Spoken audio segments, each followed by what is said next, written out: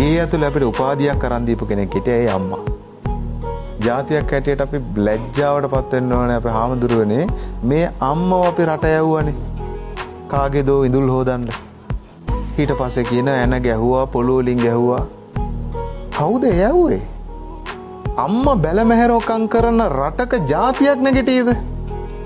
ගෙදර ඉන්න ගැහණු ළමයව අල්ලපු කඩේට යවුවේ නෑ ආරක්ෂාකාරී.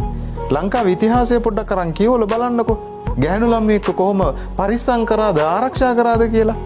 ඒ කෙල්ලව අපි යවුවනම් කොහේ හරි තැනක වැඩ කරන්න.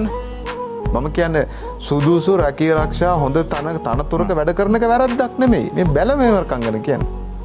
එතකොට මේ රටේ ඉන්න හොඳ බුද්ධිමතුන්, හොඳ තරුණයන්, හොඳ ස්වාමීන් වහන්සේ කිය වගේ හොඳ හැකියාවක් තියෙන කට්ටිය. උන්ට අනාගතයක් නෑ. මොන හරි දෙයක් කරන්න ඕන කොහෙදෝ යන ඉගෙන ගත්ත නැති කොහෙදෝ වංචනිකයෙක් ගාව, දූෂණියෙක් ගාව කකුල් දෙක නමලා මේ වැද වැටෙන්න ඕනේ තමන් ඉල්ලින් දිනා ගන්න. එහෙම දෙයක් අවශ්‍ය නෑ.